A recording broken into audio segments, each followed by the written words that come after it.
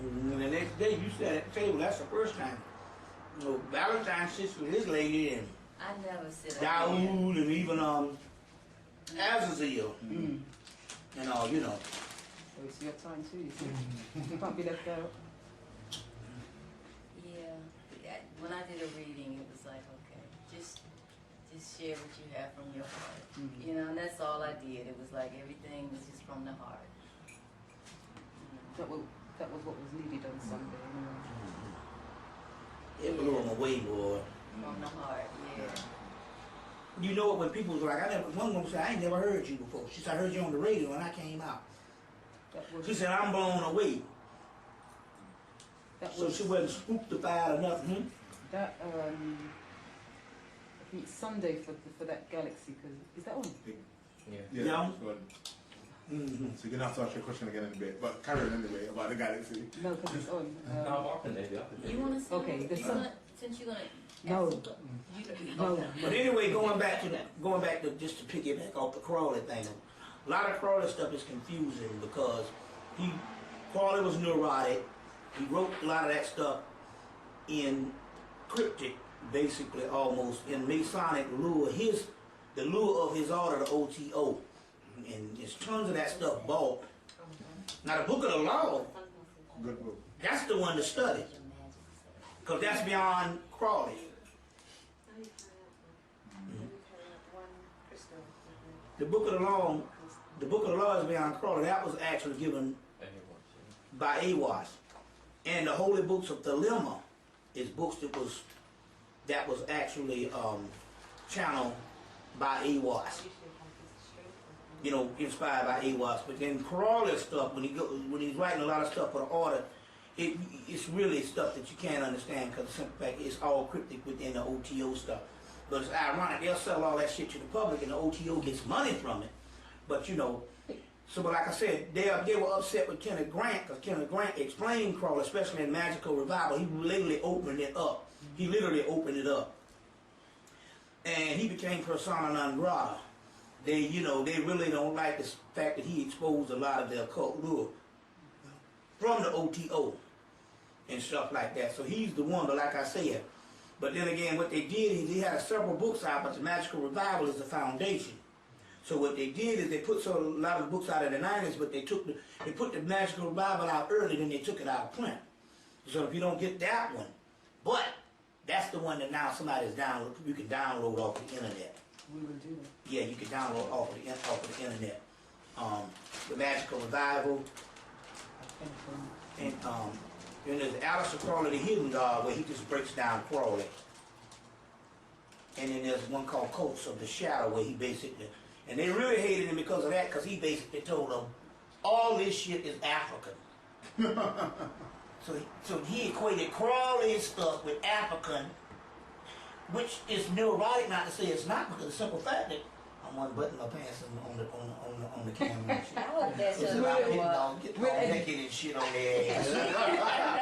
We'll edit it, don't worry, we'll edit it.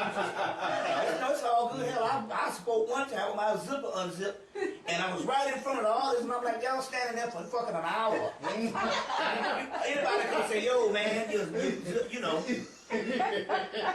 know. I would have told you. You know. So my question is, right. Is Farrakhan into the sciences? Because he goes on as if he's not. He's into the Elijah Muhammad's sciences, which is the rudiment. But the sister Ty Seeley, the one that used to go with Valentine, she said she went on a retreat with him in the 80s. This was long before he was known. You know, she said it was in the 80s. She said it was a retreat, and he was dropping all this metaphysical stuff. She said so, but you know, she said she later on either asked him, either asked him, and it's always this thing that the people ain't ready. This is the problem what I got with it though. If he was to drop all of that, why is it that from the mid-90s on into the 2000s, he went more and more into Christianity, and his entourage became more and more preachers. And in so many words, he distanced himself from the black conscious community, and he embraced the Negro preacher community. Now, anybody know that's counterproductive. Because some people will make the argument that say, well, you know, if somehow we can embrace the preacher community, then maybe we can open this up a little more for the people. No, everybody does that goes down the wrong route. The Negro preacher, first of all, in order to really deal with this, two things have got to happen. The doctrine has to be challenged. And if you challenge the doctrine, it's not that they can't get the people to believe. The preacher can't make no money with the bullshit. That was my next question. You see what I'm saying? So ultimately, it's always a dead-end road. It's always a dead-end road. You see what I'm saying? But he embraced more and more the preacher. And then the funny part about it was what we found was going on. The more and more we got into the Afrocentric thing in the early 90s, the more and more his rhetoric or his talk became nations, the evil nations of the world, of Pharaoh and Egypt, that old biblical bullshit. And I'm like, wait a minute, I know that this goddamn man has to know better than this shit, because Elijah Muhammad didn't say that stuff. You see what I'm saying? And one of the keys here is, and I think this Dr. Ben he was looking for somebody to give his library to. Yeah, he gave it to the nation, didn't he? He gave it to the Nation of Islam, which means you could have probably given it to a white organization that would have done better for you than to give it to the Nation of Islam. Because the Nation of Islam means they're going to put it on lockdown. Because one thing about Farrakhan and them, they are not a community-based organization. They might have people in the community, but when it comes to the upper echelon, I agree. when it comes to the upper echelon, you cannot go to Farrakhan and the Nation of Islam, you understand what I'm saying, on a certain level, whereas it's going to be a black conscious movement where we're going to get the benefit of all that. So those books are gone forever. Now he said he was going to put them in a, he's going to put them in a what you call it, in a library, but, you know, in a library and open it up, he's not going to do none of that. They are estranged from the black community, other than selling the bean pies or doing whatever. You don't see them as a people that would be a part of what everybody else has got going on in the black, especially the black conscious community. They're more mixed up with the church now than they are the black conscious community. Is he trying to, because they don't seem to spend a lot of time on Elijah Muhammad, and you do not see his works. Listen. You do not see his works. Listen. Show you how things go spiritual, and I can always document it. I was in New York, met a woman from Jamaica named Shakura. Shakura was a part of the Ansar community, that's Dr. York's name. And she got out. Now, we had to go to Coney Island, and we was up in her apartment, and Elijah Muhammad came through. I used to communicate a lot with him in the 90s. And Elijah Muhammad came through. And he said, I'm concerned about Farrakhan. And this is what he said in 1994. He said, I'm concerned about Farrakhan. He said, because he is taking the people away from my teachings and bringing them more to Christianity. And that's exactly what he did. By 99, they were saying that some of the things that Elijah Muhammad was saying, some of the things they were saying about Elijah Muhammad was saying was, they said, well, when they were asking questions about his teaching, they said, well, he didn't really mean that. He said he did these things just to make black people feel good. You see what I'm saying? So that's completely gone now. If you look at the 1985 Power Tour tape, and look at anything more than now, Elijah Muhammad teaching is completely wiped out. It's more about Jesus and them black handsome head preachers. And the funny part about this now, the people, when Farrakhan first, because you know you had the Nation of Islam, the old nation, and then Elijah Muhammad died in 75. Then the Wardeen came in and completely demolished it and started putting white people in it and went to more traditional Islam. So a lot of black people started going crazy. A lot of people in the nation psychologically went crazy. You got people that got on drugs and became drunks, and drunks to this day, because they couldn't take what Wallace did to the Nation of Islam. So Farrakhan decided he was going to start it up. So the first thing he did is he went to the black community, Haki Manabuti, you know, the one that was the black classic, what's his name? No, what's his name? Black Classic Press. Not black, the other one, First World Press. First World Press, yeah. Went to Haki Manabuti because they was all based in Chicago. So he went to the black conscious community and black revolutionary community that was left behind in the 70s. He went to them and said, look, I want to start the Nation of Islam back up and all this, will you support me? And there was a whole, they said it was a whole inner circle of the black community, black conscious community, that helped Farrakhan start the nation back up, which they started it back up again in 77. Then he said, years later, Farrakhan started eliminating these people. They can't even get a meeting with him. You see. So he became unapproachable. You see. He became unapproachable. You see what I'm saying? Now, if you want me to drop the real shit, Please do. so motherfuckers won't be confused. Please do. We love Labrador. Now, you moved your angle. I mean, the camera will. Get straight. Now, if you want me to drop the real shit, I'm gonna drop the real shit because there's certain things you know when you become a public speaker and you start traveling around, and certain things you know. I was confused on a lot of things until I started speaking. Until you see what I'm saying, and I started meeting people in a certain circle.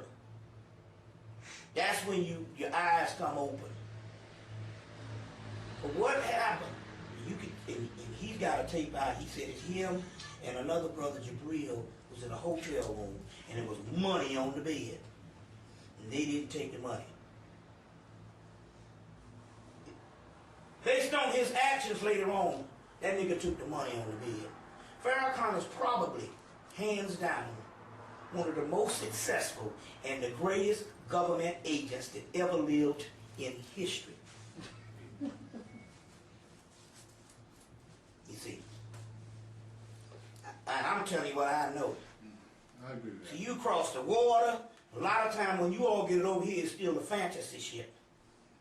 So this whole thing about him not being able to come to travel here. That's part of the is plan. just- Let me break Please Let me break that shit down. You want to hear the truth?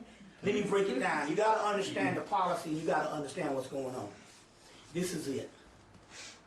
You got to take this thing back before World War II. Before World War II, the people who lined up with those scriptures in the Bible, in the book of Daniel and all of these things, was the slaves in the diaspora. You see what I'm saying? All the stuff about the bondage and being in bondage for 400 years and all this kind of thing here. Now we know that the Jews are converts based on Moorish Spain. Alright? Now let me break this down to you. So they did the whole bit with World War II. We already know that now, that a lot of the heads of the Jewish state is the ones that helped finance Hitler and was down with Hitler. Even Hitler himself was half Jewish. So before World War II, we lined up with the scriptures. They lined up with the scriptures after World War II based on the Holocaust thing. Alright? So what happened was, in order for them to be authenticated, one thing had to happen. It went down to two nations. African Americans and the African diaspora, who were the ones who went through the slavery and the ones who were suffering to this day, the real suffering, and a people who try to corner the market on suffering as a concept, you understand, as a political concept for political power. You see what I'm saying? World domination and mind control. You see what I'm saying? So the suffering for 6 years in the concentration camps, a little bit of skirmishes they had throughout Europe, was not the legitimate suffering on what this biblical proportion was talking about. We are those particular people. So in so many words, that's another form of stolen legacy. You're going to steal the legacy of a people that not only did go for slavery, but to this day, you see what I'm saying, are the people that's the downtrodden and the wretched of the earth. That's black people around the diaspora. And I don't give a fuck where you go on this planet. We are on the bottom. Marcus Garvey said that motherfucking shit 70 years ago. Everywhere I go, the black man's on the bottom. We don't have no state, but Israel, you understand what I'm saying, run shit. We don't even have goods and services in our own communities in America. It's owned by us. All that shit is Korean. And now the Mexicans is coming up and they getting the check cash in places. Some people that 45 years ago didn't even have on shoes, on mortar, train. Now they're working in the check cashing places, treating us with a heavy hand. You see what I'm saying? Now, so the deal here is, here's the people that have to corner the market of suffering, but there's only one thing that they have to do. It never happened. It never happened to Malcolm X. It never happened to Muhammad Ali. Elijah Muhammad. It never happened to Noble Drew Ali. There's one thing they needed to do. They needed to have a black leader to go against the fake Jews to authenticate them as the sufferer. You see, this is the mystery. This is the divine mystery. You got to understand this shit. Because we get into emotion, but we don't analyze. We are a non-analytical people. That's what fucks us up. Now, you got to understand this psychological thing that goes on here. Before Farrakhan, they had no history, you understand what I'm saying, of a black people against Jews. You see what I'm saying? The Jews was the motherfuckers that exploited us. You see what I'm saying? After Farrakhan, the anti-Semitism in America goes along with Farrakhan. You understand what I'm saying? That is an invention by the Jews, and he got paid off for the Jews to say that. And as a result, because of that, we can't say anymore, can you document history where we were antagonistic against you? You can't say that no more, because Farrakhan brought that to the table. You see what I'm saying? Not only did he bring it to the table, Khalid finished it. Now, to show you what I'm talking about here. There was a St. Martin's Press was doing it. They did a book on Malcolm, and they came in and said, well, look, everything Malcolm said, he gives praises to Elijah Muhammad. Why don't we do a book on Elijah Muhammad? So they did 2 books on Elijah Muhammad. One in 97 and one in 99. First one is called Original Man, Elijah Muhammad, Original Man. The other one is called The Last Days of the Nation of Islam. And these were books on Elijah Muhammad. So when they asked the guy that did the actual book, you only need the title. One is called The Original Man, Life and Times of Elijah Muhammad. And the other one is called The Last Days of the Nation of Islam. When they asked the guy who did The Original Man, what was the difference between Elijah Muhammad and Farrakhan? He said Elijah Muhammad never talked about the Jews. You see what I'm saying? He might have said all white folks was devils, but he never singled out no Jews. And he said that was the distinction. So by him singling out the Jews, and they only had to say it once, the gutter religion, and they've been using this shit ever. By him doing that, it legitimizes them to the rest of the world as an authentic people. So in so many words, he completed stealing the birthright from us. Because now we can't say, you understand what I'm saying? Before we never had a history of being antagonistic to the Jews and even uttering anything against them until Farrakhan made that a reality. And the only thing they had to do was to broadcast that all over the world. So him not being able to come here, you see what I'm saying, is a strategy move that was a part of the bargain to keep this misconception going. You understand what I'm saying? Even the book, the relationship between blacks and Jews, my point here is, why are you singling them out? And he said, well, Malcolm was the first person to say something. No, Malcolm never said nothing publicly. And this is the point I'm trying to say. You get something else over the water. Let me explain something to you. And all they got to know is understand that we can do what we want because black people and people in America, I don't know about over here, I can only speak, we only have a 3-year attention span. If I ask somebody what happened in 1995, right now they could go, they might say, I don't know. No, and what was 95? See, I can go, because I have a detailed memory. Hale-Bopp Comet, O.J. Simpson trial, Million Man March. So we can go on and on and on. Ask them what happened in 2005, they might go with blank. 2005 was one of the biggest tragedies for black people. Katrina. Right now, people can't line up dates and stuff, so they understand when something goes down, they understand that we'll look up and we won't know the inception of it. What happened with Farrakhan is this. Black America didn't know who Farrakhan was until ABC, NBC, CBS News gave it to us based on the gutter religion. We didn't know who Farrakhan was. He's an invention of the United States government, the Illuminati, and the Jews, and all of them. We had no idea who Farrakhan was. The Nation of Islam was going, he is already, look, he started up back in 77, 78, 79, 80, 81, 82, 80. From 77 to 84 is how many years? 12? No, about 7 years. It had been in existence, the new Nation of Islam had been in existence for 7 years. It was the year 1984, and this is the beautiful part about it, how you got to understand mind control. You got to understand the system. They didn't even raise the Hyman remark up with Farrakhan until they had to have a reason to even mention his name. And this is the key. Now let me show you the science on this. Nobody knew who Farrakhan was. Jesse Jackson announces that he's running for president in 93, 83, 84. He goes into the primary, and somewhere during that summer, Farrakhan does the Hyman remark.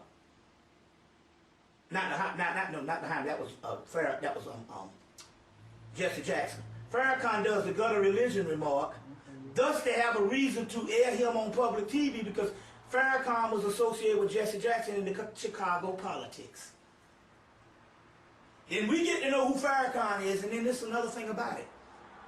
It costs a minimum. It cost at that time, back in 1985, a minimum of $25,000 to rent out the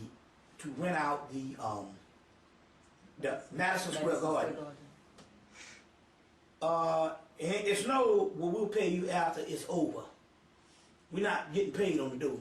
You got to rent out in advance, months in advance, maybe years in advance, maybe about a year in advance, to get that venue, because you got to line it up with basketball shows, and you see what I'm saying, and different arenas. Where did he get the money if he's an unknown group struggling? Where did he get the money to start renting out Madison Square Garden? And every place that he went was big venues. He started to, how do you get the money? You don't have a hit record out. You don't have no promoters and producers. You can't sell enough bean pies because the thing about in the newspapers, because at this particular time they're obscure. Nobody knows who they are. Even after the gutter religion remark, people didn't know who they were. How do you get money to start renting out the Madison Square Garden and all these other venues? That's a minimum of $25,000 and different things like that. You see what I'm saying? How do you get the money to do that? Now unless somebody's financing you. Here come the other part. This is what I realize about other speakers that's not a part of the government. Anybody that is not owned and operated by the government, you cannot get commercial air and national airtime. It's virtually impossible. It can't be done. It's controlled, and anybody that you ever see that's on national TV, they are put there, you understand what I'm saying, under the behest of the Illuminati United States government. They are allowed to be on there. I'm telling you what I know. We take things for granted. We just take anybody on the TV. You cannot get on national, commercial, and international airtime on the TV, not unless you are sanctioned.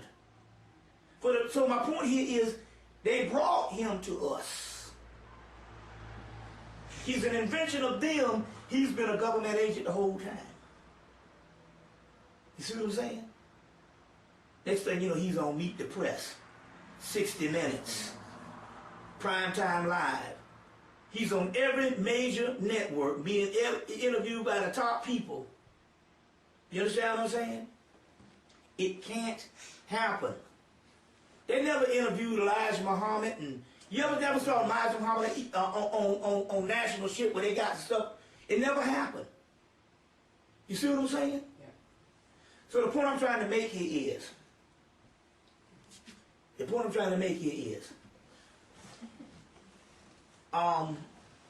this man is brought to, oh no, shit. We get ready to have a stroke up in here. Oh, you.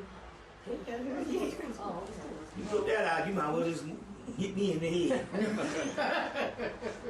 Okay, I'll call it. You see? One time. You Well, don't worry about that. gotta- It's going to No, be heating it up in I was here. gonna go back. I don't want to go by the camera. Oh, you going by the camera? This is. Oh.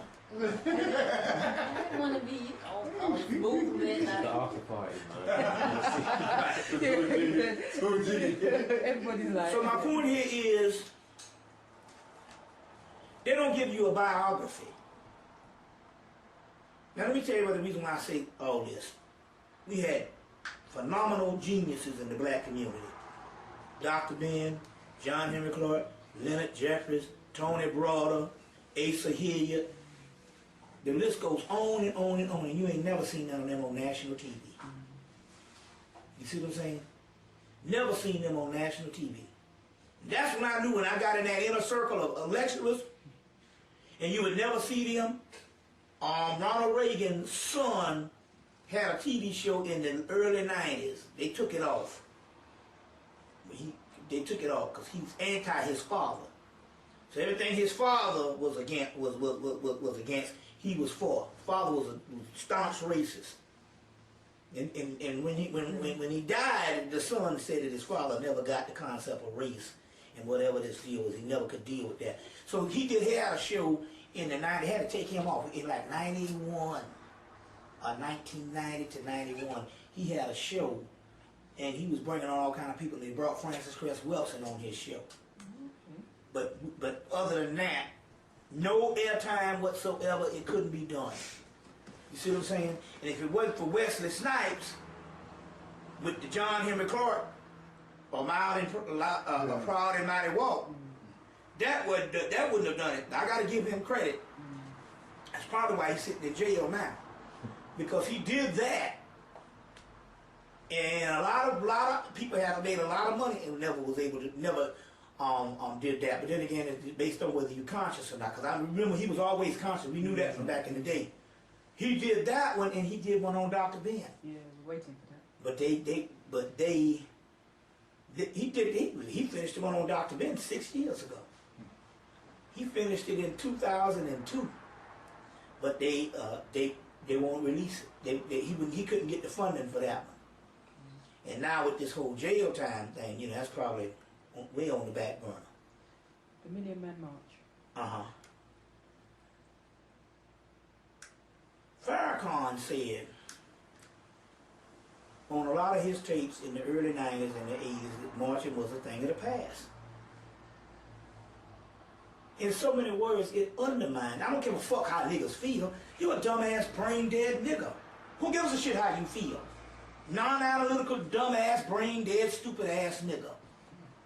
See what I'm saying? So who gives a damn what it made niggas feel? You went out there and paid your goddamn money and you ain't seen no aspects of what happened with the Million Man March. He done put on 2 of them motherfuckers and nothing came about it.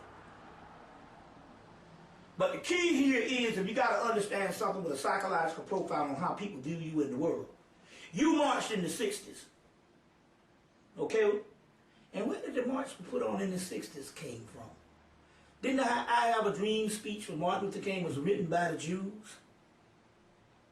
So seeing to me, if you in with the Jews, ultimately they got you back marching. Why? See, we don't understand concepts of progress. You marched in the 60s, and although that I Had a Dream speech was orchestrated by the Jews, you know, Dick Gregory talks about that.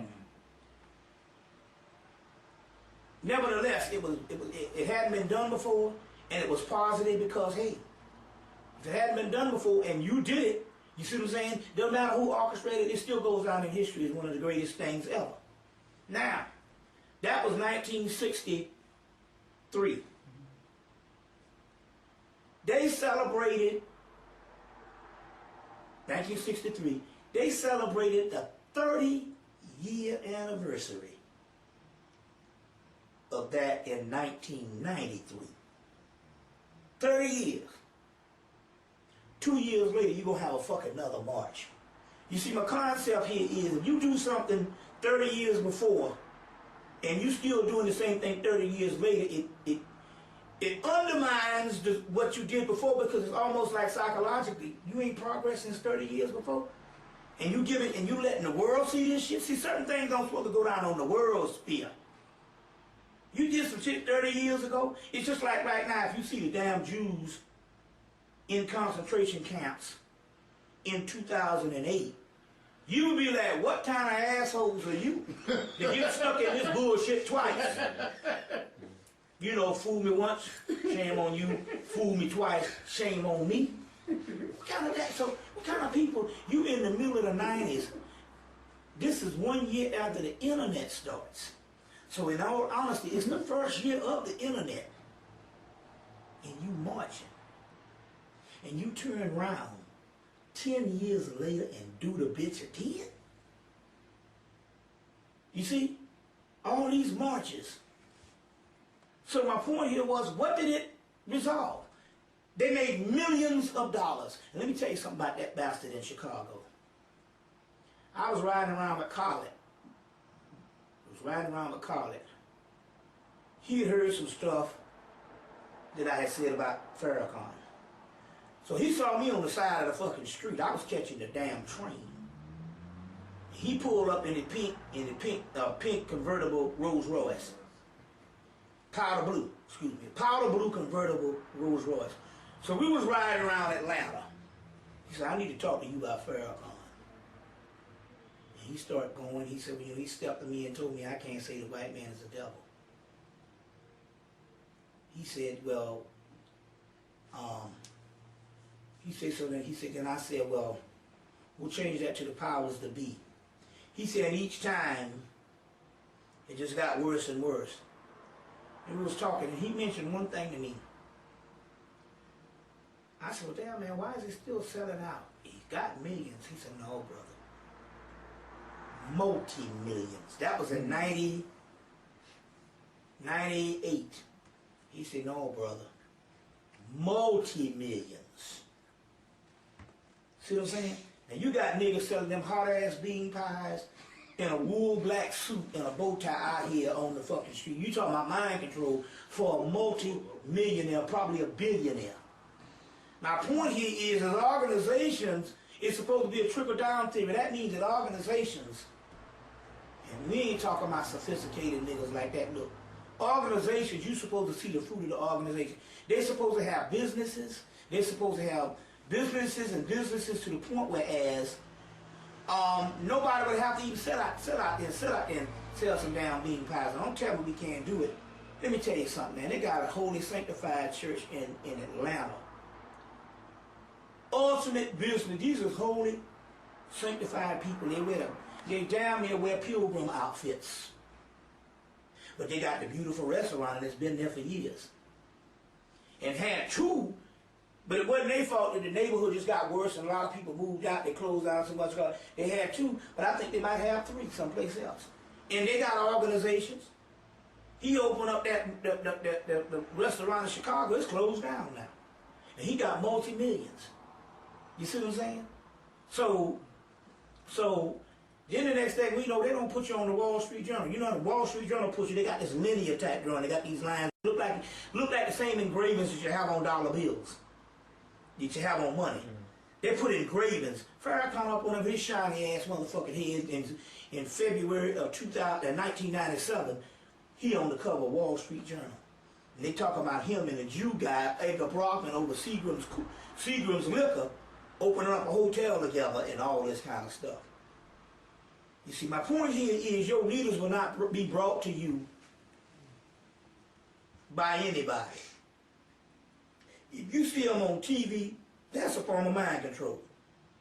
The red flag should go up.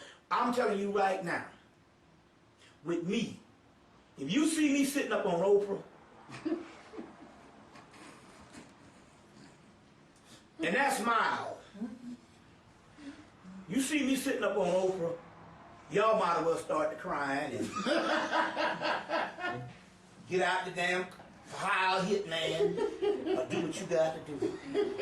We'll get you Azariah. If you ever see me up on any national TV show, now there was a sister. Now I'm on late nights, like 2 or 3 in the morning up in New York. But the sister, she been running me. She run Valentine's. She been running me since '95, and I told her not to do it. But the next week she put me on anyway. And it was 3 years later. People like, I catch you on the radio show, and TV show. I said, TV show? They said, yeah, we've been seeing you for about 3-4 years now. But that wasn't my doing. You see what I'm saying? That's my doing. I mean, I just popped up on YouTube and all that. But if it wasn't to be, the spirits would handle that. So my point here is, national TV or international TV, if you ever see me on there other than these tapes and different stuff that was already made, but it wasn't made for TV and somebody just decided to do that, shut out. Shut out. That's just the way it is, A Million Woman March? Huh? A Million Woman Well, March? basically what you had there, you just had some sisters who were just getting in once the trend started. They got into the vein of this thing and all. They did have Winnie Mandela come through. And hell, she was ousted by Mandela. You see what I'm saying? Who was another nigga we knew nothing about until the government, till the white folks gave him to us. Yeah. We didn't bit more no damn Mandela and a hair on the back of your ass. He's having a birthday party here. Right here. And a statue and all that. Come on, man. They've done a statue. You It's see. far. We have Go ahead. we have a big supermarket called Tesco, and they're having in Hackney, and they want to build this huge superstore, but it's called Aurora. A-U-O-R. Aurora, if you look at the Metaphysical Bible Dictionary, it means Osiris. Osiris. Yes, it's in that Metaphysical Bible Dictionary. Osiris. Okay. Or blackness. I'll have to look at mine because the main meanings that you keep getting is the new dawn. That's the main ones. But they want to build this great big superstore with other things on it. But the shape of it as well is quite interesting. I just wanted to know what you knew about Aurora. But now that you've told me, Yeah, more Aurora means because there's a black coffee there was a coffee shop in Atlanta, no, in America called Aurora Coffee. And we looked it up one time. That's me and C. Freeman L. Because he had the Metaphysical Dictionary. And I looked it up and it said Aurora and it had Osiris up in there. Blackness. So it's another name for melanin too. You see, yeah. There's actually an alchemy book by Marie Louise von Franz. An alchemy book by her, and she has a whole section called the Aurora section. And in that section is dealing with blackness. So in her section it's called Aurora, which is the earlier word for it. In modern alchemy it's called Negrito, or prima materia. You see, they got older words. Aurora was one of the older words for Negrito. Melanosis was one of the words before it was Aurora, but they took those out of print. There's one book called Dictionary of Alchemy. I can't think of that. Mark something. And in that book, he prints all of the older stuff because he's a Jungian fella. And Jung, when he was deep drafting his stuff, he used a lot of stuff in his works, in his collective works, which was words that were taken out of circulation. So right now they'll come and agree not to use certain words. Jung is real good because a lot of those words appear in his works. You see what I'm saying? So he got stuff like called a Mistrum Canonandrum, a book, and Psychology of Alchemy and Alchemical Studies. In all those books, they have older words like the word nigrum, nigrus, nigra, and stuff, you see, which is triple blackness. It's just tons of stuff up in there. But Like that relate to the Nagas? Yeah, the Nagas, yeah. The All, Nagas. yeah, the Nagas and all that stuff. The serpent people and all of that. So, yes, that's what that relates to, yeah. You see, yeah.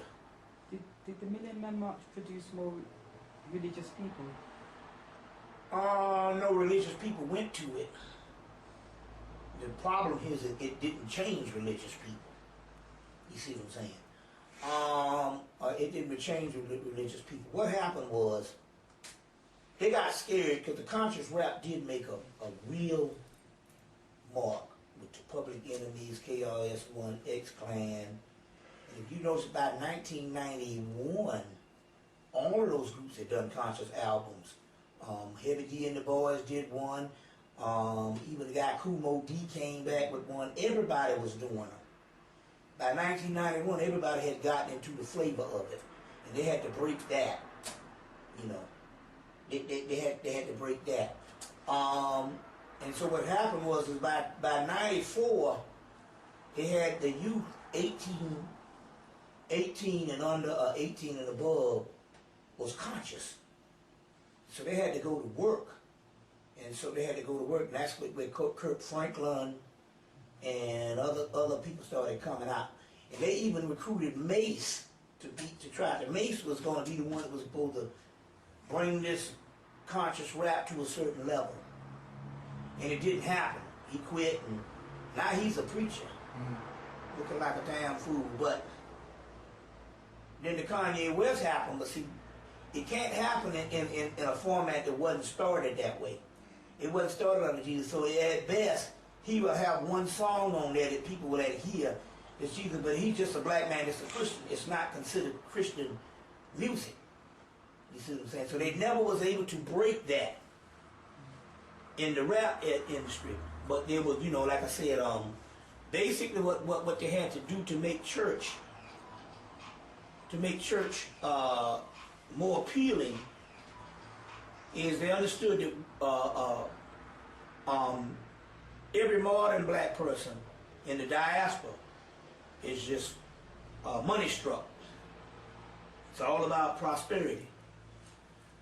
And so as a result, what they had to do was how they was able to trap millions of people, and they're doing it on the continent now, is the prosperity theology. We had all the other forms of theology in America. What we didn't have was the prosperity theology. So when that hit in the mid to late 90s and on into the 2000s, that's what put a lot of people still on lockdown. You see what I'm saying, on that particular level. You see. So that was appealing up to a certain level, which here goes again. The only people got rich was the noble-ass preachers. You know. So that's how that whole thing went down. Yeah. Any more questions on this? Yeah. The whole, as a sister made reference to the Aurora complex that they're planning to build, and you tie that in with the soil. And as I've mentioned before to yourself and a few others, just with this whole new the ham connections and stuff like that. And over the weekend we began into the Camelot, you know, mysteries. For those who've not seen the lectures or not, you know, been tapped into that, I just want you to give us a kind of brief overview of the whole Camelot, the Knights, the King Arthur's, you know, legacy, and just, you know, a brief overview of how we fit into that in the UK. Well, basically, the Camelot information was a lot of information, a lot of iconology that gets its start in Kemet, Egypt. And Egypt was there for thousands of years, and it produced not just the standard mythologies of Isis and Osiris and Horus or what have you that you would call Egyptian mythology. They were there, and it was universities, and these were some of the few people on the planet that actually had universities at the time. You see what I'm saying? You look at Greece. People don't understand this about Greece. Their scientist scholar is supposed to be Socrates. Socrates is supposed to be taught by his scholar, Plato, who is a philosopher. Now, wait a minute, now hold on. Goddamn, now hold on now. You couldn't run that shit on any, you could go to Oxford right now, you couldn't run that bullshit on nobody. Let's give you a modern example. You got Bill Gates as a scientist, technological scientist. You understand what I'm saying? But if somebody asked him who was his teacher, if they said Deepak Chopra, how the hell are you going to get computers from spirituality? You see what I'm saying? There's something sometimes talks against that. So Plato was a philosopher. He wasn't a scientist. So how could Socrates get training from a non-scientist? And the key here is both of them went to the damn mystery schools. And like the spirit world told me, no white man never went to the mystery school. So when you talk about Plato and them, you still just talking about another brother and Socrates. You see what I'm saying? You see, so on that level, but my point here was the mystery system was so vast until it produced more than what you call the general mythology and science in the meta level of Isis and Osiris and the Netters and all of this type of thing. They had schools that had different mythologies that could be set around the world. And those things came about of Egypt. And a lot of that stuff, like I say, so when the Moors came in, they took a lot of that mythology with them and translated it into the mythology of the people's land. Now we know they could do that because they used to do that with writings.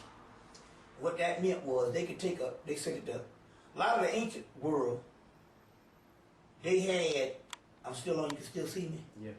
Okay, a lot of the ancient world, they had languages, but they didn't have no scripts for the language. You see what I'm saying? So you had a lot of nomadic cultures and stuff like that. There was no way that they could produce an advanced language, an advanced script for a language, and an alphabet and a numerical system. So what they would do is they would go to Egypt, or Kemet, because that was the major university of the world. And they would go to Egypt, and the Egyptian priests would actually just give them a script that can go along with a language. So right now you can have a language. And so if someone gave you a script, and if you can match up the alphabets with the words into words, you understand what I'm saying? And a script, then you would have a script that could be a language. You could develop that. So let's say if you gave the Hebrew people an Arabic script, and they're speaking Hebrew, the Arabic actual script would just be phonetically, they would fit the language up to the actual alphabets. Because remember, our scripts are nothing but a consortium of alphabets. It's not like it's, words come after letters, and you see what I'm saying. So what they would do is literally they was handing out these scripts around the world, and as a result, the ancient man was able to write down his language. You see what I'm saying? That's how advanced they were. So they were able to take mythologies which was the principles set in Egypt. You see, different principles. And all of them having the same principles, and you take it all the way back to Isis and Osiris, but they have a different storyology, a storyography, if there's a word for that. That they could take these scripts and take them up to people foreign, give them a meaning, because it all comes back down to what is the meaning behind it, what is the moral behind it, what is the science behind it, and then weave their cultural motifs into the actual mythology. See what I'm saying? So that's what happened with the Grail mythology. Primarily it was an Egyptian mythology brought by the Moors, but the thing about it had prophecy in it, when it talked about a new land and a new world. You got your basic king and the queen, and once upon a future king. And the king, you can tell it's Egyptian because the king ends up being divine, mystical, magical. Motifs that were set in Kemet. So you can take these things and weave it into any culture you want to weave it into. And in so many words, that's what you can see with mythology. Mythology, it'd be some of the same stories retold all over the world. Well, that's what happened with the Greek mythology. But a lot of the mythology, all the mythology of the world was talking about a future people. And the future people had to have been a future people who was able enough to be around in the indigenous primordial era, to the point where, as you can see, their fall, rise, and transmutation and transformation into the new area. So you will actually see a primordial people be made a new people. And that is the hero, Heru's journey. He's alchemically changed through time and a series of mutations and transmutations and putrefacients into a new product. See what I'm saying? That's what the Grail mythology is, but it's also prophecy, because what I just explained is exactly what the only people who could have done this had to come through the diaspora. You see what I'm saying? So it had to be come through the diaspora. You can omit, you see, other people, because although they could have, you could have some people that's 2,000-3,000 years old. Very likely you're going to have people that's primordial. That's African, for the lack of a better word. When I mean that, I just mean black people around the world, whether you talk about Aborigines, whether you talk about Olmec, or whether you talk about Central Africa. You see what I'm saying? So the only people who could do this, to make that kind of feat, had to have been the Lemurians and the Atlanteans, and it had to have been what any race traced back to the primordial substance. Then on the other hand, it had to have been a new people. And that's where you get it, baby. Caribbean, African American. In this particular case, the transmutation on one half went to the African Americans because they was broken down and sifted out, and the culture was completely stripped from them and made a new people. The other transformation, which is the most beautiful part now that we learn, had to have been the British, the Black Britain. Because now not only did you go to the island, you know what I'm saying, but the island culture contains still a lot of African and indigenous motifs. So from the island culture, there had to have been another one was broken down into the British. In this particular case, it's this generation, which is amazing. See what I'm saying? It's just a few generations away. Then you got to look at this particular part here. You got that African influence that comes in, because this thing here, you got a lot of international motherfuckers, you see, that come in. You go to Mississippi, Alabama, South Carolina, you damn sure ain't going to find no Africans. One or two, but not communities. So the African concept had to have been broken down into, amalgamated into this, into two places, well, three places in all. The whole European aspect of Britain and whatever sprang around Europe, and also Canada. You see, now I'm not saying that we don't have the African aspect and the Caribbean aspect in America. You understand what I'm saying? But we don't have the type of we don't have the type of history of them elevating into the consciousness as we do you over here. You see what I'm saying? Why? Because they had an earlier influx that goes all the way back to there, and basically what they did is just extended the Caribbean into America. You understand what I'm saying? Into America. And they had one major manifestation of vanguard period with Marcus Garvey, which was big. It was huge. Marcus Garvey got chapters every place on the globe. So that is their first manifestation of what you would call, and it is the only successful manifestation of Africans, African Americans, and Caribbean. It's the only one we had. Because after that, the government went to work. Just finding this out. I'm still on? I'm still on? So, am I still in? I'm in view? Yeah. That is the only one in the 1920s, whereas you had a huge influx and a huge combination of both the Caribbean world and the African American world in the UNIA. And after that, they made sure that when it came to movements, that you would never have that consortium of Africans and indigenous people involved again. So that was broken through COINTELPRO, in that particular case, the FBI, Illuminati, what have you. So the other wave of the Caribbean and the extension now into this vast consciousness now in the Caribbean is coming through Britain and Canada. Canada's rolling hard. You see what I'm saying? So in so many words, that is what the Camelot was that the Moors envisioned when they brought these myths up in here. They envisioned a new land and a new people. You see what I'm saying? So you got to understand the difference between how alchemy goes on why it wasn't a continent thing. It is a continent thing, but the continent being the cradle when we talk about Africa. The cradle can never, you see what I'm saying, be the descendant. The cradle is where it's birthed. It's primordial.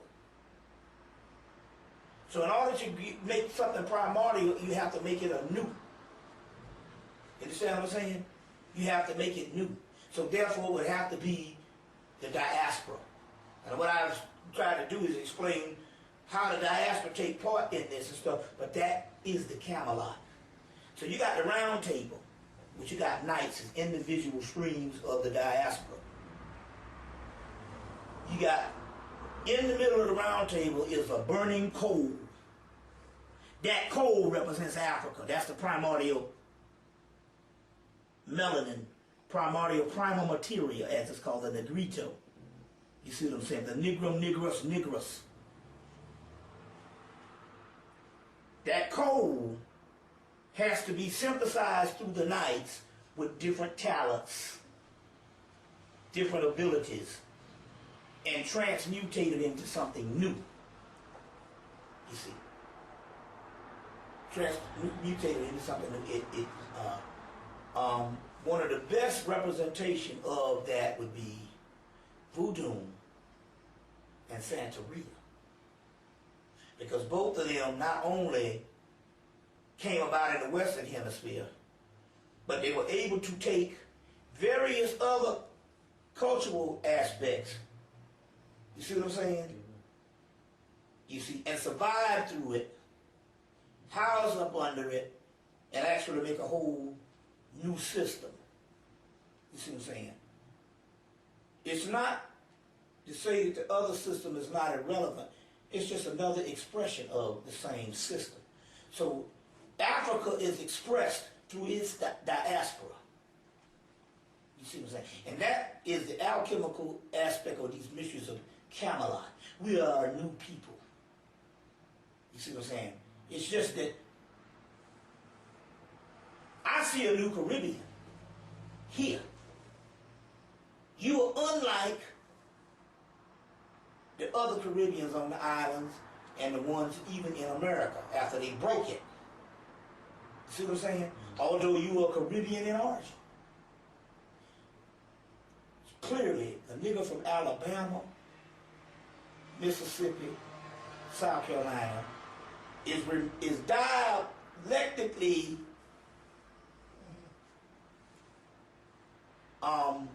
distant from an original African. There's no way you can get, see what I'm saying? Two different species, so when they meet again, they are so different until they don't even bother to even hang out with each other. And that is not necessarily sad as it is the way it is. And that, my friend, is the divinity in it. Because if it was the same shit, you see what I'm saying? You know, then wouldn't be no need for us to even leave out of Africa. You see, so one is the mother of it, and it's a connection. Now the whole key here is, the whole concept here is not for the new to separate from the old. The whole concept here is it's no different than Washington, D.C., a parliament. I don't know how the procedure go here, but there you have your state representatives that go to Washington, D.C. and do the work for its district. You see what I'm saying? Same thing with Africa. Africa had to go beyond itself. It had done the human thing for thousands and thousands of years, and it was the best human living because it was the prototype of what humanity was. So how do you go beyond perfection? You go beyond perfection, you understand what I'm saying? Through a descent and a disintegration and a destruction. Destruction only makes something new. I take a mountain, if to make something new out of it, I have to break a slab of the mountain off, beat it, crush it down into cement, which is just loose pieces of the mountain, add water to it, and restructure a brand new building out of it. You see what I'm saying? That's what had to happen. So you see, out of Egypt I will call my son. You see. So, in so many words, this is it. This is it. You see, and it happened in a movement outside of the white man's attention. Now this is where Farrakhan and them come in. He was beneficial. First of all, he turned a lot of people on to consciousness. Now whether they went on or whatever. But because he was the person that ended up being the mouthpiece, then they focus on him. Even though it's a monster that they made,